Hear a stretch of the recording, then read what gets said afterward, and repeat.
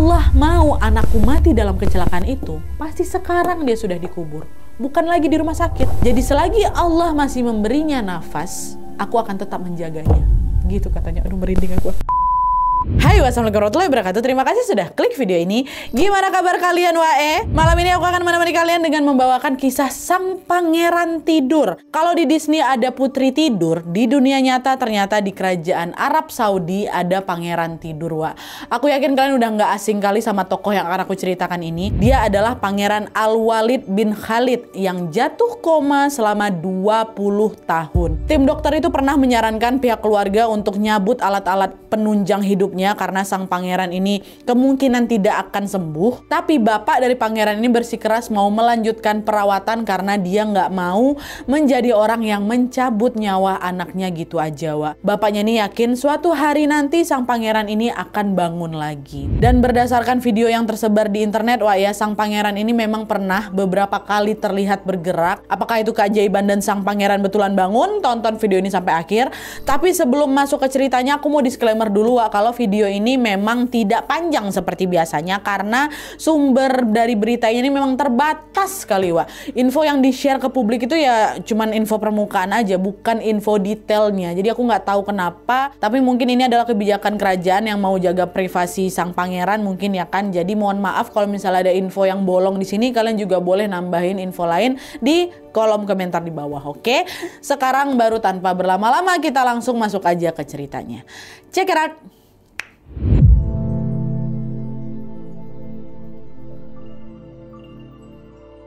Pangeran tidur atau Sleeping Prince yang akan aku ceritakan ini bernama Pangeran Al-Walid bin Khalid, wa. Dia adalah anak sulung dari Pangeran Khalid bin Talal dan juga istrinya Jazi binti Saud. Dia lahir di Riyadh, Saudi Arabia pada tanggal 18 April tahun 1990. Mereka ini bukan keluarga biasa, wa. Mereka adalah bagian dari keluarga kerajaan Arab, yaitu salah satu kerajaan paling kaya dan paling berkuasa di dunia ini. Nah, siapa Raja Arab sekarang? Raja Salman. Nah, orang yang mau aku ceritakan ini, wa, masih satu garis keturunan sama Raja Salman. Ini biar kalian makin kebayang nih, ha. Aku mau jelasin dulu soal silsilah keluarga kerajaan Arab, wa, ya. Dan by the way juga kerajaan Arab ini punya sejarah yang panjang kali, wa. Biar lebih ringkas, aku akan mulai dari kisahnya Raja Abdul Aziz aja, ya. Jadi Raja Abdul Aziz ini adalah raja pertama yang memimpin Arab Saudi di tahun 1902, wa. Pada saat itu wilayah Arab ini masih kepecah-pecah. Rajanya pun akhirnya menyatukan wilayah ini lewat perang, lewat aliansi dan juga strategi politik. Lalu di tahun 1932 pas semua wilayah ini sudah bersatu, raja pun mendeklarasikan berdirinya negara modern yang bernama Kerajaan Arab Saudi. Dengan begitu, Raja Abdul Aziz pun sering disebut sebagai Raja Arab yang pertama. Nah, dia ini memimpin Arab sampai tahun 1953, lalu digantikan oleh anak tertuanya yang bernama Saud bin Abdul Aziz. Nah, di masa kepemimpinan Raja Saud, wa, di sini nih ada yang unik nih. Kalau biasanya tahta kerajaan itu diwariskan dari bapak ke anak, di Arab Saudi pada saat Raja Saud ini memimpin, ini agak sedikit berbeda. Yang naik tahta malah adik dari raja sebelumnya. Ini memang udah kesepakatan bersama nih, wa, ya. Alhasil pas Raja Saud turun tahta di tahun 1964, kekuasaan pun berpindah ke adiknya, yaitu Raja Faisal. Nah, seterusnya juga gitu. Di tahun 1975 Raja Faisal digantikan sama adiknya, yaitu Raja Khalid. Lalu di tahun 1982 Raja Khalid digantikan oleh adiknya yang bernama Raja Fat. Lalu di tahun 2005 Raja Fat digantikan oleh adiknya yang bernama Raja Abdullah. Dan yang terakhir pada tahun 2015 Raja Abdullah digantikan oleh adiknya, yaitu Raja Salman yang masih memerintah sampai sekarang. Jadi semua raja dari Raja Saud sampai Raja Salman itu tuh kakak beradik sampan golek, wa. Mereka sama-sama anak dari Raja Abdul Aziz yang pertama kali itu. Nah, sampai di sini mungkin kalian bingung, kok bisa Nadia dari rentang tahun 1953 sampai 2025 which is 72 tahun semua pemimpin Arab adalah anaknya Raja Aziz. Emang Raja Abdul Aziz ini punya berapa anak? Kok usia mereka ini bisa jauh-jauh kali, ya kan 72 tahun kan? Jawabannya memang banyak, wah, banyak anaknya beliau itu. Memang nggak diketahui pasti berapa jumlah anaknya, tapi beberapa sumber bilang kalau Raja Abdul Aziz ini punya lebih dari 20 istri dan diperkirakan punya lebih dari 100 anak. Dan FYI, Raja Salman ini lahir di tahun 1935, wah, dan merupakan anak yang ke-25. Jadi bisa kalian bayangkan kan seberapa besar besar keluarga kerajaan Arab ini, apalagi di masa sekarang anak-anaknya Raja Abdul Aziz ini kan juga udah mulai berketurunan kan, otomatis makin ramai lah itu keluarganya mereka. Nah, dari sekian banyaknya anak Raja Abdul Aziz, salah satunya adalah Pangeran Talal, dikenal sebagai anak raja yang paling vokal dan liberal. Nah, lalu Pangeran Talal ini punya anak namanya Pangeran Khalid. Kebalikan dari bapaknya, Pangeran Khalid ini malah dikenal lumayan strict dalam beragama. Terus Pangeran Khalid ini punya anak laki-laki lagi, namanya Pangeran Al-Walid. Nah, inilah dia si pangeran tidur itu. Jadi kalau misalnya dilihat dari silsilahnya, Pangeran Al-Walid sang pangeran tidur ini adalah cicit dari Raja Abdul Aziz, ya kan? Dan juga cucu jauh dari Raja Salman. Paham ya sampai sini? Sebagai bagian dari The Royal Family, Pangeran Al-Walid pun tumbuh di lingkungan istana. Sebenarnya nggak ada juga sumber yang secara detail menjelaskan soal masa kecilnya Al-Walid, tapi yang aku tahu cuma sebatas ayahnya suka manggil dia Didi, Dede. By the way, kalau misalnya kalian ngeh di foto Pangeran Al-Walid waktu dia koma, kan kelihatan tuh ada selimut bertuliskan "We love you Didi" kan. Nanti aku kasih tunjuk lah ke kalian. Sekarang kita lanjut dulu ke kisah berikutnya. Nah, meski nggak banyak informasi tentang masa kecilnya Pangeran Al-Walid, bisa dipastikan kalau Al-Walid ini punya banyak sekali kemewahan dan juga privilege. Ya gimana enggak, anggota keluarganya loh, khususnya keturunannya aja langsung dari Raja Abdul Aziz, ya kan. Berarti mereka pasti berhak mendapatkan tunjangan bulanan dari pemerintah. Jumlahnya juga berkisar antara ribuan dolar sampai ratusan ribu dolar per bulannya. Nggak cuman itu aja, para pangeran kelas atas atau yang silsilah yang paling dekat sama Raja Abdul Aziz biasanya juga punya istana pribadi yang tersebar di Jeddah dan juga di Riyadh. Mereka difasilitasi juga dengan mobil-mobil mewah, dengan jet pribadi untuk berpergian ke luar negeri. Dan selain mendapatkan fasilitas mewah, para pangeran-pangeran ini juga dikasih pendidikan yang terbaik. Mereka didaftarin ke sekolah-sekolah privat elit untuk belajar agama, belajar sejarah, ekonomi, politik, bisnis, dan lain-lain. Dan biar makin pintar lagi, nggak jarang juga pangeran-pangeran ini atau mereka-mereka ini dikirim sekolah ke luar negeri. Hal yang sama juga dialami oleh Pangeran Al-Walid, di mana pada tahun 2005 waktu dia masih berusia 15 tahun, dia diterbangkan ke London untuk sekolah di Akademi Militer bergengsi yang ada di London. Katanya Pangeran Al-Walid ini disiapin untuk berkarir di bidang militer memang, tapi ada juga yang bilang kalau Pangeran Al-Walid ini direncanakan untuk menjadi pemimpin masa depan. Makanya dia pun butuh kedisiplinan tinggi macam militer ini. Entah mana yang betul, tapi yang jelas Pangeran Al-Walid ini memang disiapkan untuk menjadi orang penting gitu loh. Keluarga berharap banyak sekali sama Pangeran Al-Walid, tapi ya itulah dia, sayangnya harapan itu harus pupus karena sebuah insiden tidak terduga tiba-tiba menimpa sang pangeran. Insiden apa? Kita masuk.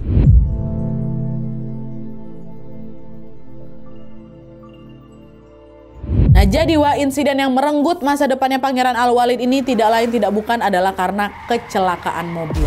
Tapi mohon maaf, lagi-lagi tidak ada informasi yang ngejelasin kronologinya dengan detail, tanggal berapa kejadiannya, lokasinya persisnya di mana, penyebab kecelakaannya apa, dan siapa saja yang terlibat. Itu semua nggak dibuka di publik. Berita yang tersebar cuman sebatas kecelakaan ini terjadi di London tahun 2005 pas Pangeran Al-Walid lagi sekolah militer di sana. Udah cuman itu aja ya. Tapi meskipun beritanya terbatas sekali, ternyata ada nih informasi lebih detail dari catatan-catatan tidak resmi, kemungkinan ini dari forum diskusi atau info bocoran dari mulut ke mulut, yang bilang kalau katanya di hari naas itu sang bapak, which is Pangeran Khalid bin Talal tadi, punya firasat yang gak enak kalau akan ada sesuatu yang buruk terjadi di hari itu. Alhasil pas Pangeran Al-Walid ini bilang mau pergi keluar sama dua sahabatnya, bapaknya sempat nggak ngasih izin Tapi entah kayak gimana, Pangeran Al-Walid pun berhasil ngeyakinin bapaknya kalau bapak tenang, semua akan baik-baik aja gitu mungkin ya kan. Akhirnya mereka pun tetap diizinkan pergi. Katanya Pangeran Al-Walid sendiri yang megang setir dan dia ngendarain mobil dengan kecepatan tinggi. Lalu tiba-tiba mobilnya hilang kendali, nabrak tembok beton di situ Dan kejadian ini bikin mobilnya ringsek parah. Bahkan katanya Pangeran Al-Walid ini sampai terlempar keluar dari jendela dan besar kemungkinan berarti dia nggak pakai sabuk pengaman. Tapi meskipun tubuhnya udah kebanting sekencang itu, ajaibnya waktu itu Pangeran Al-Walid ini masih sadar. Ada yang bilang kalau dia ini sempat bangun dan dia sempat nanya, gimana keadaan sahabat-sahabatku? Itu pertanyaan pertama dia, Wak. Dan habis bilang kayak gitu, baru dia ambruk, baru dia pingsan. Nah, orang-orang yang ngelihat insiden itu pun langsung akan pasti bergegas nolongin mereka. Dan pas dicek ternyata kedua sahabatnya Al-Walid baik-baik aja, Wak. Cuman luka ringan dan shock aja. Sedangkan Pangeran Al-Walid sendiri terlihat mengkhawatirkan karena dia nggak bangun-bangun, kan pingsan ya. Alhasil Pangeran Al-Walid pun langsung dilarikan ke rumah sakit yang ada di London, rumah sakit terdekat. Nah, pas bapaknya tahu soal kecelakaan ini, hati bapaknya pun sedih kali, Wak, karena firasat buruknya tadi betulan terjadi. Tapi alih-alih menyalahkan diri sendiri karena udah mengizinkan anaknya pergi, Wak, Pangeran Khalid mencoba menenangkan diri dengan meyakini kalau segala sesuatu terjadi atas izin Allah. Bahkan Pangeran Khalid ini juga mencoba melihat sisi positif dari kejadian ini, di mana pada salah satu wawancara Pangeran Khalid pernah bilang, untung yang terluka adalah anakku. Dia adalah orang yang baik. Kalau sampai sahabatnya kenapa-napa, kalau sampai sahabatnya terluka, pasti anakku nggak akan sanggup menanggung rasa bersalah seumur hidup. Karena kan dia yang bawa mobil, Wak. Itu kata bapaknya.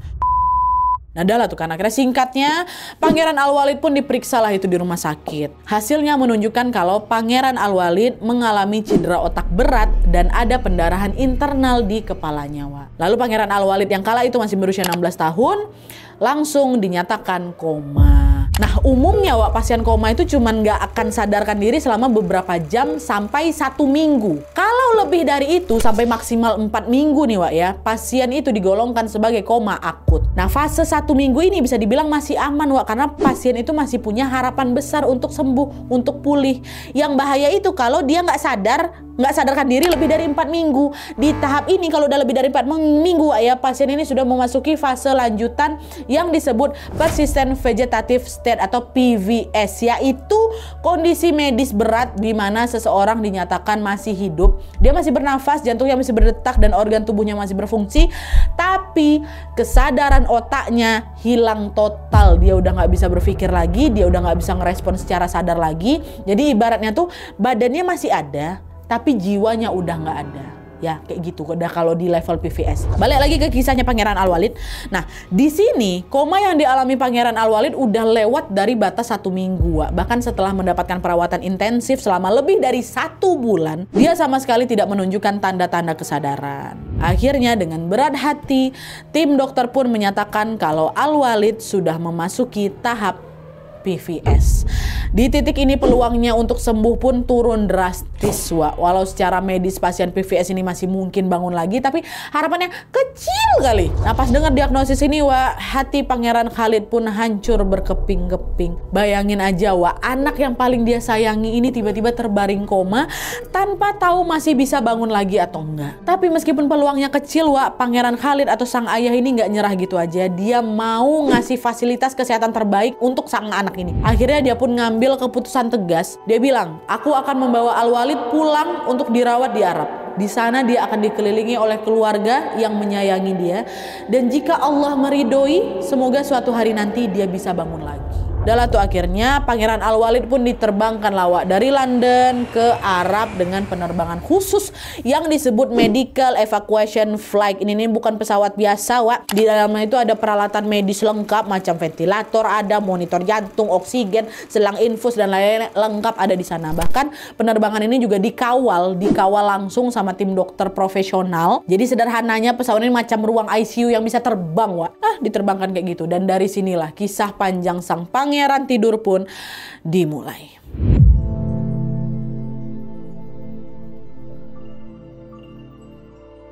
Nah, nggak lama setelah mendarat di Arab, Pangeran Al-Walid pun langsung dibawa ke rumah sakit King Abdul Aziz Medical City yang ada di kota Riyadh. Ini salah satu rumah sakit militer terbesar yang ada di Arab Saudi yang juga dikenal punya fasilitas ICU yang super duper lengkap, Wak. Nah, selama dirawat di sana, Pangeran Al-Walid pun dipasangilah banyak sekali alat penunjang hidup. Ada itu ventilator, alat bantu nafas, ada feeding tube untuk buat masukin nutrisi dan juga cairan ke dalam tubuhnya, ada kateter untuk nampung urin-urinnya, infus buat masukin obat, monitor monitor buat mantau detak jantung, ada juga monitor buat mantau gelombang otak dan lain-lain sebagainya. Nah, para dokter ahli pun langsung dikerahkan waktu itu juga, nggak cuma dokter dari Arab aja Wak, tapi juga ada dokter dari Amerika, dari Spanyol yang udah expert kali itu, yang udah expert menangani pasien koma didatangin juga ke Arab. Udahlah tuh.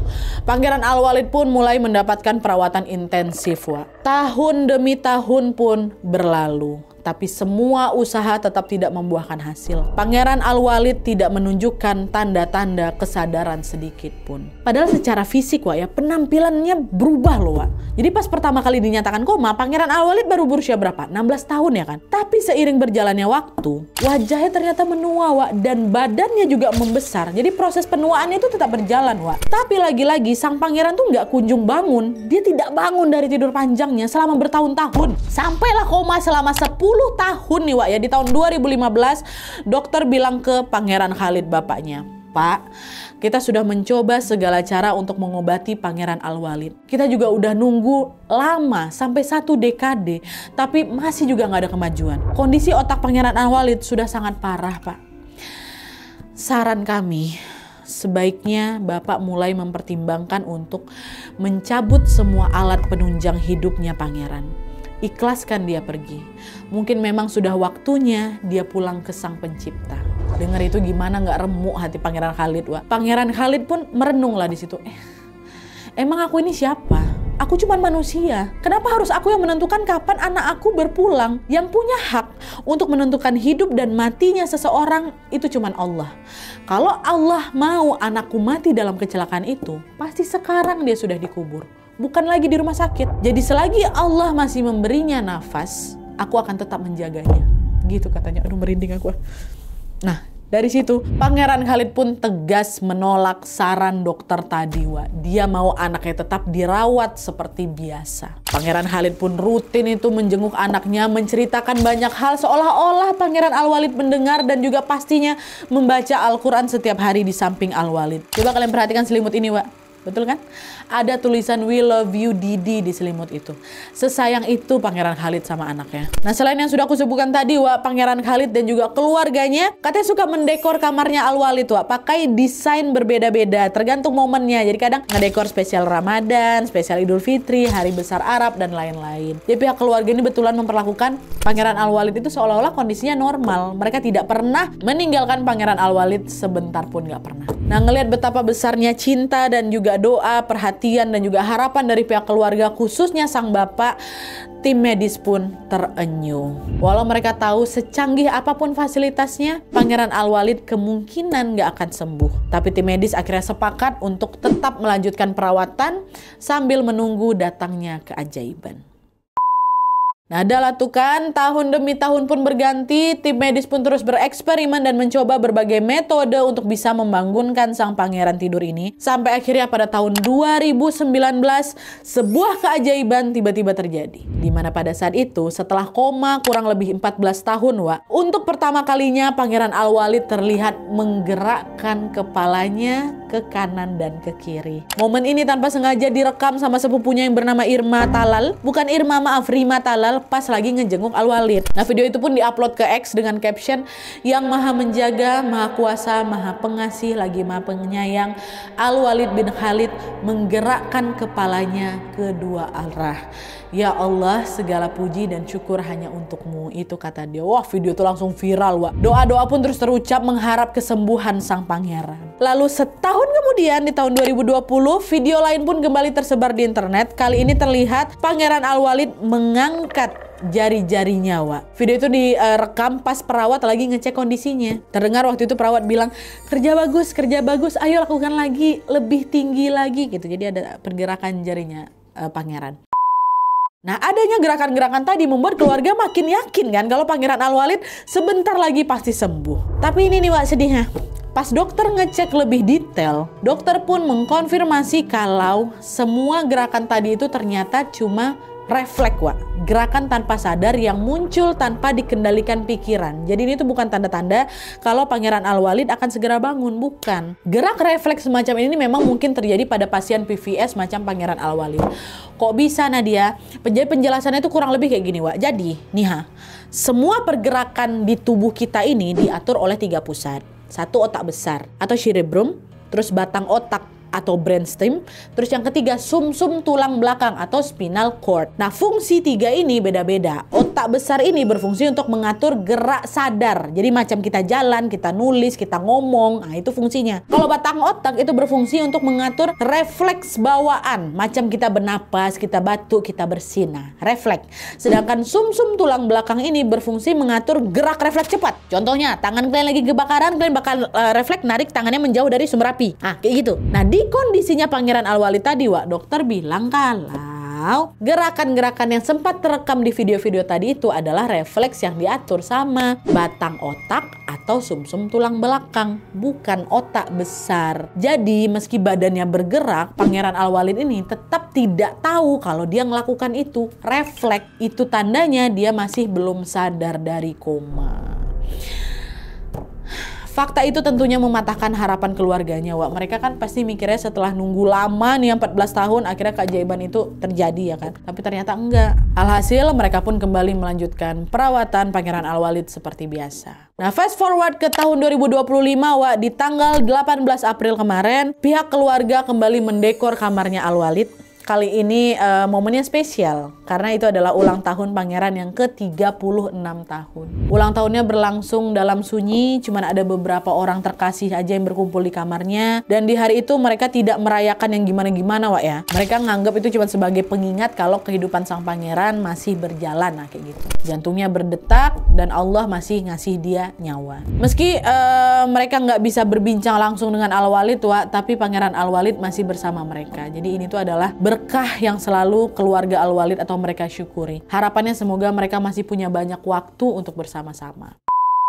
Dan sayangnya takdir berkata lain, setelah tidur panjang selama 20 tahun, pada tanggal 19 Juli 2025 kemarin, Pangeran Al-Walid pun akhirnya menghembuskan nafasnya yang terakhir. Kabar duka ini pun disampaikan pertama kali sama siapa?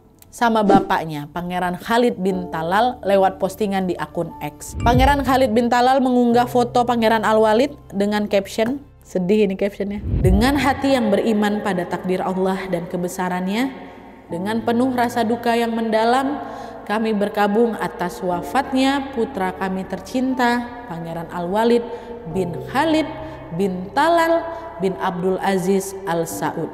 Semoga Allah merahmatinya. Pangeran Al-Walid dimakamkan keesokan harinya di tanggal 20 Juli tahun 2025 di pemakaman Al-Wud, Riyadh. Lalu sekitar seminggu setelah dikubur di tanggal 26 Juli 2025, Pangeran Khalid bapaknya kembali memposting lagi foto di akun X, yaitu foto dirinya yang sedang mengusap gundukan makam Pangeran Al-Walid dengan caption yang sangat menyentuh. Dia bilang, "Wahai kekasihku Al-Walid, aku merindukanmu.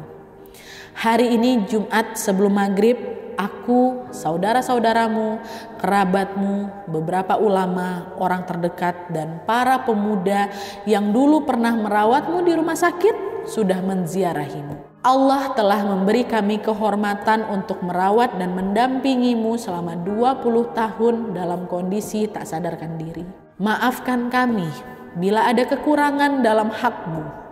Kamu adalah amanah yang kami peluk erat. Kami tidak punya kuasa untuk melawan ketentuan Allah. Aku bersumpah akan terus mengenangmu. Aku yakin seluruh dunia, umat Islam, dan khususnya rakyat Saudi akan terus mendoakanmu setelah kepergianmu. Semoga Allah melimpahkan rahmat dan ridhonya untukmu, mengampunimu, menyayangimu, dan menempatkanmu di surga tertinggi Firdaus tanpa hisab bersama Rasulullah SAW. Aku memohon kepada Allah yang Maha Agung agar engkau dihitung sebagai syahid dan pemberi syafaat bagi ayahmu, ibumu, saudaramu, keluargamu, dan para pencintamu. Innalillahi wa inna ilaihi roji'un." Sedih. Itu kata bapaknya, Wak. Sedih ya. Oke, jadi gitu ceritanya, Wak. Dengan ini berakhirlah kisah sang pangeran tidur. Meski jasadnya sudah dikubur, tapi kisahnya tidak akan pernah dilupakan sampai kapanpun. Oke, Wak, jadi itu tadi kisah dari The Sleeping Prince from Arab Saudi, Pangeran Al-Walid. Kisahnya memang nggak panjang, Wak, ya, tapi menyentuh kali ya. Aku selalu merinding kali setiap kali ingat kalau masa yang dihabiskan sama Pangeran Al-Walid dalam keadaan koma itu ternyata lebih lama dari masa ketika dia sadar. Bayangkan kalian, dari 36 tahun hidupnya, dia cuma sadar selama kurang lebih 16 tahun. Sedangkan 20 tahun sisanya full koma. Aku jadi penasaran, Wak, selama 20 tahun itu rohnya kemana, Wak, ya? Kan dia masih hidup nih, berarti rohnya kan belum ke alam barzah, sorry. Tapi di sisi lain dia juga nggak lagi menjalani kehidupan di alam manusia. Dia kemana? Apakah dia mengembara di alam bawah sadar atau kemana gitu? Ya Allah, alam itu adalah rahasia ilahi. Tapi kalian boleh komen ya di bawah kalau yang tahu soal itu nih, kira-kira rohnya kemana? Yang paham boleh ditambahin di kolom komentar di bawah. Dan juga salah satu yang paling menonjol dari kisah ini tentunya peran dari keluarga, khususnya sang bapak, Wak, Pangeran Khalid. Mantep. Pangeran Khalid ini selalu dengan sabar merawat, mendampingi, dan juga menjadi garda untuk Pangeran Al-Walid. Secinta itu dia sama anaknya, Wak. Bahkan kalian tahu kan apa username akun X-nya? Allah_cure_Didi, alias Allah sembuhkan Didi. Dan by the way nih, Wak, ya, buat kalian yang bertanya-tanya kok sepanjang cerita ini ibunya nggak pernah muncul, Nadia. Itu bukan karena ibunya nggak ada, Wak. Sebagaimana tradisi di kerajaan mereka, kaum perempuan itu lebih banyak bergerak di balik layar memang. Mereka memang jarang muncul di depan kamera. Tapi di sepanjang cerita ini ibunya ada kok, ada. Dan pastinya ibunya juga terpukul waktu tahu anaknya berpulang. Semoga keluarga yang ditinggalkan diberikan ketabahan dan semoga Pangeran Al-Walid mendapatkan tempat terbaik di sisi Allah Subhanahu wa taala. Amin ya rabbal alamin. Oke, Wak, jadi sekian dulu videonya. Terima kasih banyak yang sudah menonton. Kalau kalian suka video ini, klik like-nya. Jangan lupa komen di bawah tidak ada, dan saran-saran untuk selanjutnya. Jangan lupa nyalain notifikasinya supaya kalian tahu kalau aku upload video baru. And as always, jangan lupa untuk klik tombol subscribe supaya kalian sama-sama tahu informasi menarik dan menegangkan dari channel aku. See you next video, Wak. Bye.